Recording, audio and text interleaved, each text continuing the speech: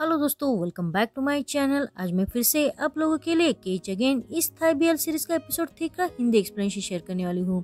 तो चलो let's start the video. Episode की शुरुआत में हमें दिखाया जाता है कि जूनियर क्लास में सो रहा होता है।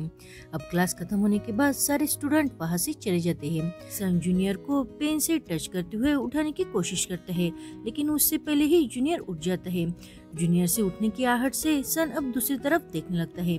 अब जूनियर उठ के इधर उधर देख लेता है और बाद में वो सन की तरफ देखने लगता है। तभी सन उसे कहता है, तुम मेरी तरफ ऐसे क्या देख रहे हो? मैंने तुम्हें पहले ही कहा ना कि तुम्हें गिल्टी फील करने की कोई जरूरत नहीं है। मैं उस बात के लिए तुम पर बिल्कुल भी गुस्सा नहीं हूँ। तभी जूनियर उसे कहता है, मैं तो ये सोच रहा था कि तुम पैकिंग करके यहाँ से कब जाने वाले हो। तो सन अपना सामान पैक करते हुए उसे कहता है, तुम इस तरह से मुझे देख रहे थे, मुझे लगा कि तुम यही सोच रहे होगे। इतना कह के वो वहाँ से चला जाता है। उसके जाने के बाद अब जूनियर भी वहाँ से जल्दी में चला जाता है। आगे हम देखते हैं कि स्विमिंग कंपटीशन के वक्त जो कुछ भी हुआ था, उस वजह से नाम का वीडियो सारे स्कूल में वायरल हो गया था। सब स्टूडेंट वो वीडियो देखकर नाम पर बहुत ही हंस रहे थे। अब नाम का दोस्त मॉस भी उसे टीज करता है, तो नाम उसे मिडिल फिंगर दिखा देता है। और इधर हम देखते हैं कि जूनियर और सन एक दूसरे के बहुत ही करीब आ रहे थे। जूनियर तो जानबूझकर मजाक करते हुए बार बार सन के पास पीछे जा रहा था और सन उसे टीचर से डरते हुए आगे करने की कोशिश करता है, लेकिन जूनियर तो फिर से बार बार सन के पास ही आ रहा था। सारे स्कूल के स्टूडेंट नाम के बारे में ही बातें करते हुए बहुत शोर कर रहे थे। अब टीचर सारे स्टूडेंट को शांत करने के लिए कहती है, अगर तुम अभी चुप नहीं बैठे तो सप्ताह में जो वॉलंटियर एक्टिविटी तुम एक बार करते थे वो तुम्हें अब 2 बार करनी होगी।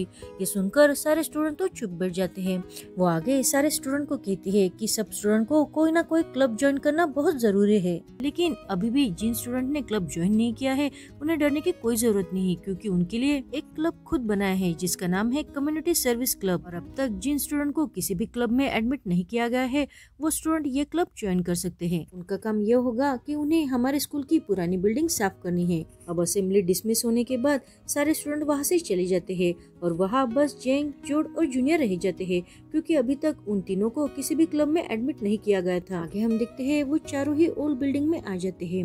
वो बहुत पुरानी होने के कारण उसकी हालत बहुत ही खराब थी। तभी जोड अब जूनियर से कहता है, अगर तुमने नाम के साथ आर्गुमेंट नहीं किया होता तो तुम्हें आज क्लीनिंग का काम नहीं करना पड़ता। तभी जूनियर उसे कहता है, नाम से डीलिंग करने से तो अच्छा है कि मैं ही यहाँ आके क्लीनिंग का काम करूँ। तो जेंग जोड को टीज करते हुए कहता है, जूनियर तुम्हारी तरह नहीं सोचता ना, इसलिए वो यहाँ आ गया। जोड जेंग को टफ लुक देने के बाद सन से पूछता है, लेकिन तुमने स्विमिंग क्लब क्यों छोड़ दिया? क्योंकि जूनियर के मैटर में तुम तो इन्वॉल्व नहीं थे, फिर तुमने ऐसा क्यों किया? तो सन उसे कहता है, क्योंकि मुझे क्लीनिंग पसंद है इसलिए। अब जूनियर उस रूम को देखते हुए कहता है, लेकिन हम ये रूफ साफ कैसे करेंगे? तभी वहाँ आंटी नोई आकर उन सबको झाड़ू देते हुए कहती है, स्कूल में पहले ही बजट कम कर दिया है, अगर तुम्हें मेरी कोई जरूरत हो तो तुम मुझसे कह सकते हो।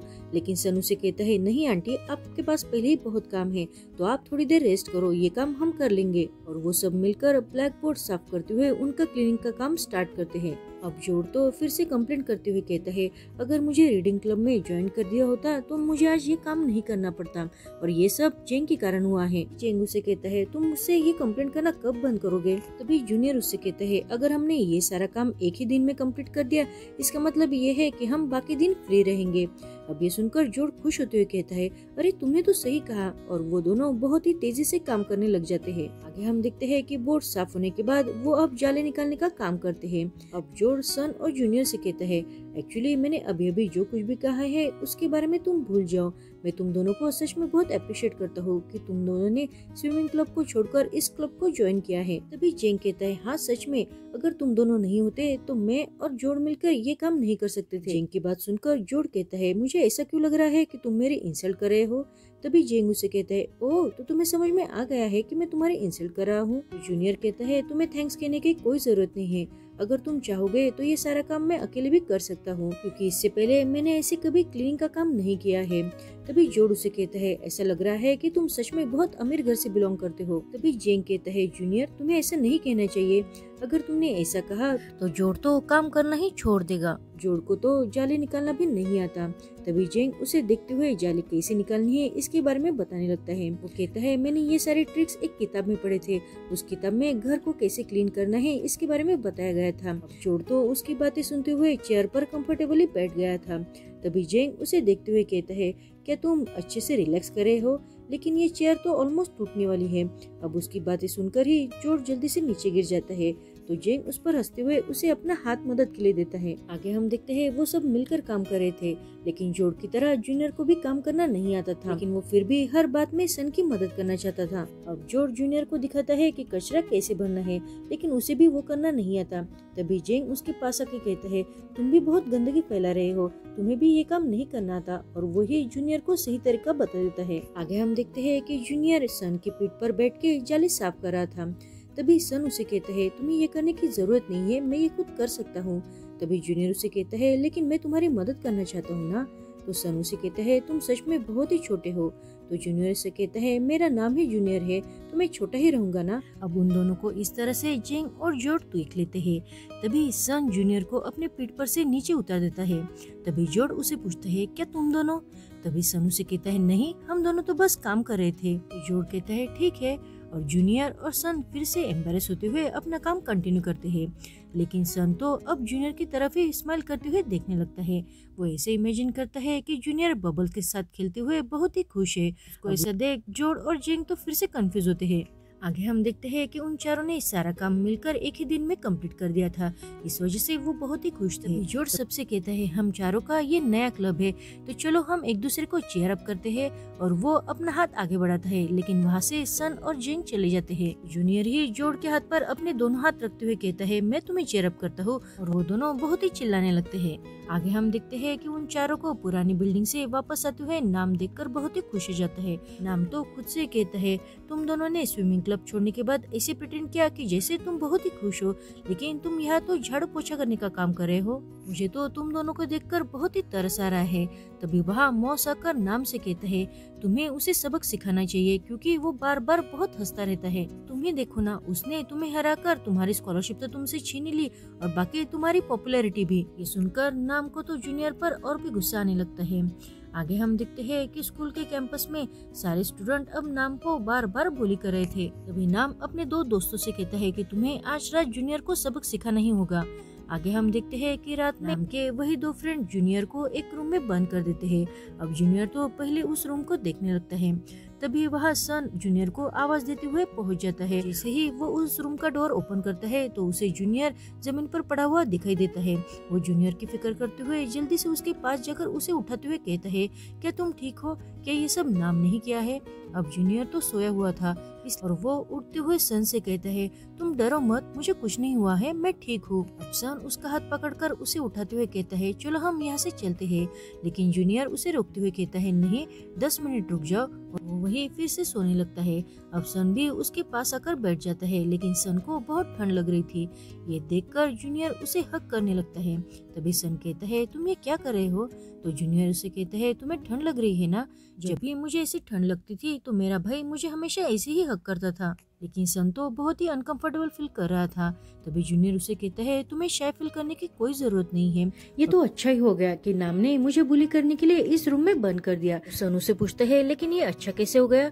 तो जूनियर उसे कहता है, क्योंकि इस तरह से हम दोनों को ऐसी कूल जगह पर एक साथ सोने का चांस मिल गया। ये सुनकर सन मन ही मन खुश होते हुए ब्लश करने लगता है। तो दिन हम देखते हैं कि जूनियर जब अपनी जिम की ड्रेस पहनने के लिए अपना कबर्ड ओपन करता है तो उसे समझ में आ जाता है कि उसकी जिम की ड्रेस किसी ने नीचे से फाड़ दी है। उसे पता था कि ये काम नाम का ही होगा, लेकिन जूनियर बिल्कुल भी हार नहीं मानता। वो उसी ड्रेस को और भी छोटा करके वैसे ही पहन लेता है। अब सारे स्टूडेंट बस उसकी तरफ देखने लगते हैं। सन उसके सामने आते हुए पूछता है, ये सब क्या है? कि ये सब फिर से नाम ने किया है? तो जूनियर उसे कहता है, इट्स ओके, मैं ठीक हूँ। तभी टीचर वहाँ आकर जूनियर की ड्रेस देखते हुए उसे कहते हैं, ये सब क्या है? तुम ये ड्रेस पहनकर क्लास अटेंड नहीं कर सकते हो। तो जूनियर उनसे कहता है, तो मैं और क्या करूँ? कुछ स्टूडेंट मुझे बुली कर रहे हैं और मेरे पास ये एक ही ड्रेस है। टीचर उसे कहते हैं, तुम मुझे इसे पलटकर जवाब नहीं दे सकते हो। तो जूनियर कहता है, ठीक है, तो मैं ये क्लास स्किप करता हूँ। और इतना कहके वो वहाँ से चला जाता है। तभी स्कूल में अनाउंसमेंट होती है कि सिलाई क्लास में से जो स्टूडेंट सीजर्स लेके गया है वो उसे वापस लाके दे। तभी हमें पता चलता है कि वो सीजर्स तो मॉस के पास थी। आगे जूनियर जब क्लास में आकर अपने बेंच पर बैठ जाता है तभी उसे समझ में आ जाता है कि उसके कबर्ड में बहुत ही कचरा पड़ा हुआ है। वो सारा कचरा उठाकर अब नाम के पास लेके आता है। नाम गुस्सा होते हुए कहता है, ये सब क्या है? तो जूनियर उसे कहता है ये सारा तुम्हारा कचरा है जो तुमने मेरे टेबल पर छोड़ा था। न कहकर वो तो वहाँ से चला जाता है और नाम फिर से उस पर बहुत गुस्सा होता है। आगे हम देखते हैं कि वो चारों भी फिर से ओल्ड बिल्डिंग में आने लगते हैं। तभी जोड़ उन सबसे कहता है मैं हमारा क्लीनिंग का सामान लेके आता हूँ। वो जोड़ को छोड़ के वो तीनों भी अब रूम के अंदर आते हैं, लेकिन रूम में नाम और नाम के फ्रेंड ने सारा सामान फिर से बिखरा दिया था। वो देखकर जेंग जूनियर से कहता है क्या तुम नाम को हमें ऐसे ही बुली करने देने वाले हो? तो जूनियर कहता है बिल्कुल भी नहीं। तभी उन तीनों को जोड़ के चिल्लाने की आवाज आती है, तो वो तीनों भी अब जल्दी से भागते हुए बाहर आते हैं। हम देखते हैं कि जोड़ ग्रीस पर से फिसलकर गिर गया था, उसके पैर में चोट भी आई थी। वो तीनों भी अब जोड़ के पास आकर उसे जल्दी से नर्सिंग रूम में लेके आते हैं। डॉक्टर जोड़ के पैर को ट्रीट करती उससे पहले ही जोड़ जोर जोर से चिल्लाने लगता है। अब डॉक्टर उसकी चोट को ट्रीट करने के लिए जेंग की हेल्प मांगती है, तो जेंग जोड़ से कहता है तुम्हें जरा शांत रहना चाहिए। अब उसकी बात सुनकर जोड़ भी शांत रहता है। आगे हम देखते हैं कि वो चारों फिर से अब अपने ओल्ड रूम में आ जाते हैं। तभी जोड़ कहता है मुझे लगता है कि अभी नाम को रुक जाना चाहिए, वो हमें कब तक ऐसा बुली करता रहेगा। तभी जेंग कहता है नाम फिर से ऐसे ही करेगा क्योंकि वो इतनी जल्दी रुकने वाले में से नहीं है। तभी जूनियर कहता है अगर वो हमारे साथ गेम खेल रहा है तो हमें भी अब उसके साथ गेम खेलना होगा, और वो भी उसके गेम का हिस्सा बनकर। आगे हम देखते हैं कि टीचर सारे स्टूडेंट से पूछती है कि कौन सी ग्रुप के स्टूडेंट मुर्गियों के फार्म पर उसे साफ करने के लिए जाना चाहते हैं। अब जूनियर तो जल्दी से हाथ ऊपर करता है, उस वजह से उन चारों को भी अब मुर्गियों के फार्म पर जाना पड़ता है। इस कारण नाम और उसके दोस्त जूनियर उसके दोस्तों पर हंसने लगते हैं। आगे हम देखते हैं कि जब जूनियर अपने दोस्तों के साथ मुर्गियों के फार्म पर आता है, वहाँ उनकी मुलाकात आंटी नोई से होती है। आंटी नोई दिल की बहुत ही अच्छी थी, इसलिए वो चारों को अपने घर पर आकर पानी पीने के लिए इनवाइट करती है, लेकिन वो कहते हैं कि नहीं, हम यहाँ मुर्गियों के फार्म साफ करने के लिए आए हैं। सन आंटी नोई से पूछता है क्या आप यही रहती हो? तो आंटी नोई उसे कहती है हाँ, ये घर मेरा ही है। आगे हम देखते हैं कि जूनियर जोड़ से कहता है क्या मैं तुम्हारी कोई मदद करूं? तो जोड़ उसे देखकर कहता है नहीं, तुम मुर्गियों से बातें ही करो क्योंकि मैं नहीं चाहता कि तुम हमें डिस्टर्ब करो। अब जूनियर मुर्गियों से बातें करते हुए कहता है क्या तुम थोड़ी देर टहलना चाहोगी? तभी मुर्गियाँ उसका आवाज देकर कहती है अरे, ये आदमी तो हमारे साथ बोल भी सकता है। तो जूनियर उसे कहता है हाँ, मैं तुम्हारे साथ बोल सकता हूँ, तो बताओ क्या तुम थोड़ा टहलना चाहोगी? तो वो कहती है हाँ हाँ जरूर। तो जूनियर उनसे कहता है लेकिन उसके लिए तुम्हें मेरा एक काम करना होगा। तुम्हें वो सामने सारे लड़के बैठे हुए दिखाई दे रहे हैं ना, वो हमें बहुत बुली करते हैं। तुम्हें उनके पास जाकर ये पता लगाना है कि वो हमारे खिलाफ क्या प्लानिंग कर रहे हैं। वो मुर्गियाँ नाम और उसके दोस्तों के पास आकर उनकी बातें सुनने लगती है। नाम अपने दोस्तों से बेट लगाता है कि रात का सिक्योरिटी गार्ड हमेशा सो जाता है। तभी मॉस कहता है अगर उसे पता चलेगा कि तुम उसे 5000 बैट देने वाले हो तो वो आज नहीं सोएगा। अब मुर्गियों को ऐसे खुला हुआ देखकर जेंग और जोड़ तो बहुत ही डर जाते हैं। तभी वह टीचर को आते हुए जूनियर देख लेता है और वो जल्दी से अपने दोनों दोस्तों के पास आकर उन्हें कहता है तुम्हें कैसे भी करके टीचर को यहाँ आने से रोकना होगा। लेकिन तभी जोड़ उसे पूछता है लेकिन ऐसा क्यों? तो जूनियर उसे कहता है मैं तुम्हें इसके बारे में बाद में बता दूंगा। अब जोड़ जूनियर के कहने पर टीचर को रोकने के लिए जानबूझकर जेंग की शर्ट फाड़ देता है। टीचर जेंग को देखते हुए कहती है ये सब क्या हुआ है? तो जोड़ कहता है ये सब मुर्गियों का काम है और इस वजह से इसका बटन भी टूट गया है। टीचर उसे बटन देते हुए कहती है ये काम जोड़ को ही करना होगा, इस वजह से तुम्हें पता भी चलेगा कि बटन कैसे लगाना है। अब जोड़ खुद जेंग की शर्ट पर बटन लगाने लगता है। अब टीचर मुर्गियों की आवाज सुनकर उनकी तरफ जाने लगती है। जेंग अब टीचर को फिर से रोकने के लिए जोड़ की शर्ट फाड़ देता है और टीचर से कहता है कि ये फिर से फट गई है।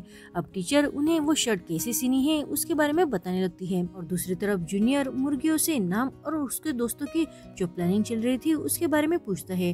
तो वो मुर्गियाँ जूनियर को बताती है कि आज रात वो ओल्ड बिल्डिंग के पास कुछ न कुछ जरूर करने वाले हैं और इनके इरादे कुछ अच्छे नहीं है। सारी बात सुनने के बाद जूनियर अपने दोस्तों को इशारा करता है, तो वो दोस्त भी टीचर से कहती है टीचर मुर्गियाँ तो भाग गई है।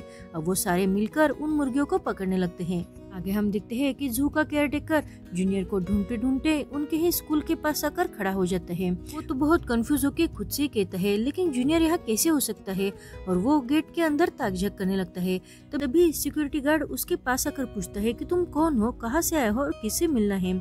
तभी वो कहता है कि मैं एक जू का केयरटेकर हूँ और मैं यहाँ मेरे पेंगुइन को ढूंढने आया हूँ और मेरा पेंगुइन बहुत ही स्पेशल है क्योंकि वो लोगों के साथ बात भी कर सकता है। अब उसकी ये सारी बातें सुनकर सिक्योरिटी गार्ड तो उस पर हंसते हुए कहता है मुझे ऐसा लगता है कि आज तुम सुबह सुबह ही ड्रिंक करके आए हो, नहीं तो तुम पागल हो सकते हो। और वो जू के केयरटेकर को इग्नोर करके वहाँ से चला जाता है। हम देखते हैं कि वो चारों ही भागते हुए अपने बस के पास आते हैं, लेकिन तब तक वो बस उन्हें छोड़कर चली गई थी। अब जोड़ फिर से गुस्सा होते हुए कहता है ये काम नाम का ही होगा। तभी जेंग कहता है लेकिन आगे हम क्या करेंगे। अब वो सब आंटी नोई के घर पर आ जाते हैं। आंटी नोई सरप्राइज होकर उनसे पूछती है तुम इस वक्त यहाँ क्या कर रहे हो। तो जूनियर उनसे कहता है हमारी बस मिस हो गई है।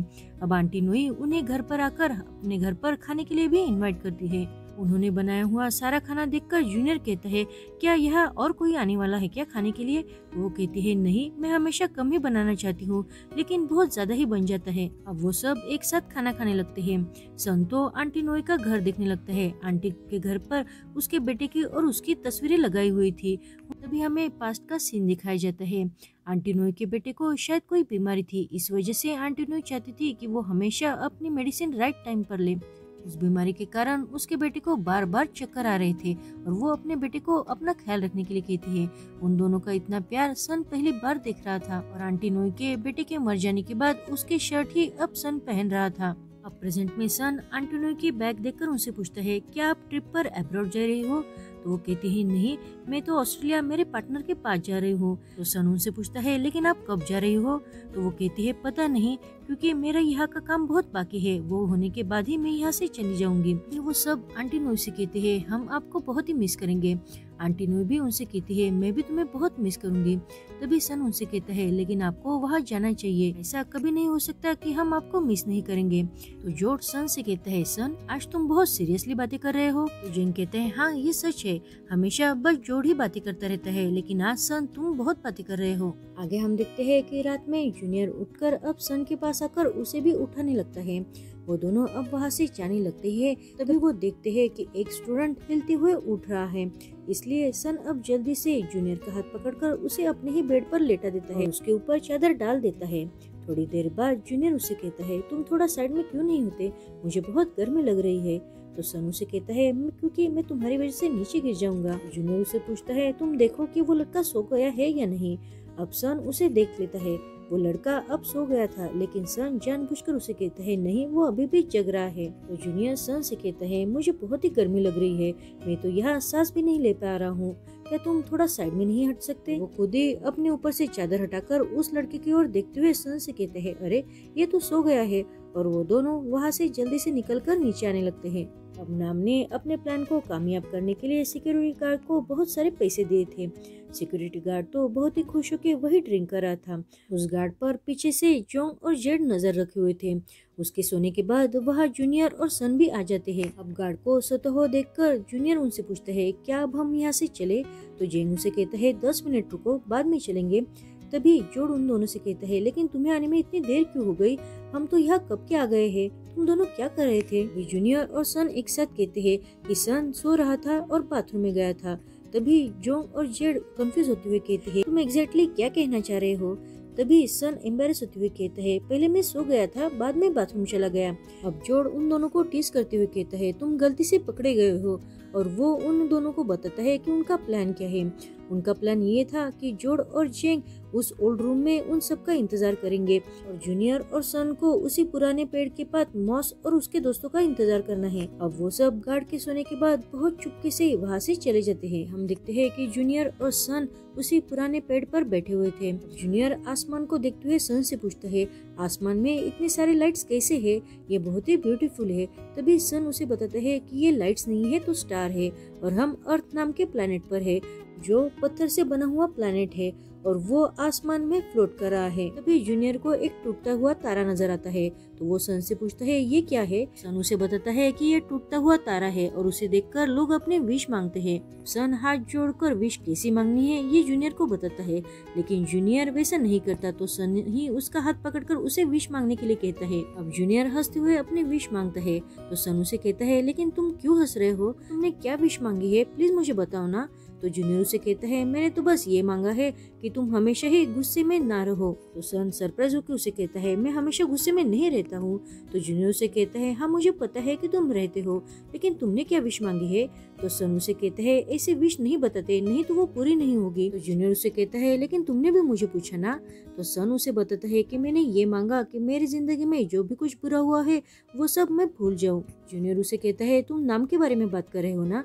अब सन सरप्राइज होकर उसे कहता है तुम ऐसी बातें मत करो कि जैसे तुम्हें मेरे बारे में सब कुछ पता है। तो जूनियर उसे कहता है, हाँ मुझे तुम्हारे बारे में सब कुछ नहीं पता है, लेकिन मुझे इतना पता है कि तुम्हें हर्ट करने वाला नाम ही है। लेकिन तुम चिंता मत करो, अब मैं तुम्हारे साथ हूँ और मैं तुम्हें कभी भी हर्ट नहीं करूँगा। ये सुनकर अब सन स्माइल करने लगता है। तो जूनियर उसे टीज करते हुए कहता है, अरे तुम तो स्माइल करने लग गए। दूसरी तरफ हम देखते हैं कि जेंग जोड़ को उठाते हुए उसे कहता है, नाम और उसके दोस्त यहाँ आ गए हैं। अब जोड़ तो खुश होते हुए जोर से कहता है कि नाम, तुमने मेरे साथ जो भी कुछ किया है आज मैं उन सब का बदला लूंगा। जेंग अब जोड़ के मुंह पर हाथ रख देता है। उन दोनों को ऐसा देखकर जूनियर पूछता है, तुम दोनों क्या कर रहे हो? तो जेंग उन दोनों को वहाँ देखकर कहता है, लेकिन तुम दोनों यहाँ कैसे आ गए? तो अपने दोस्तों के साथ वहाँ आ जाता है और वो मौत से कहता है कि तुम जाकर देखो कि सारी प्रिपरेशन हो गई है या नहीं। लेकिन तभी अब डरावनी आवाज आने लगती है। उस आवाज की वजह से वो सब बहुत ही डर जाते हैं। तभी वो आवाज नाम को आवाज देते हुए कहती है कि अच्छा हुआ तुम यहाँ आ गए, क्योंकि मैं तुम्हारा ही इंतजार कर रहा था। ये आवाज सुनकर मॉस नाम से कहते हैं, अरे ये आवाज तो तुम्हें बुला रही है, मैं यहाँ से जाता हूँ। और वो वहाँ से भागते हुए जाने लगता है। अब नाम अपने दोस्तों को रोकते हुए कहता है, नहीं तुम रुक जाओ। लेकिन तभी पीछे से एक आदमी आकर नाम के ऊपर हाथ रखते हुए कहता है, नहीं तुम यहाँ रुक जाओ।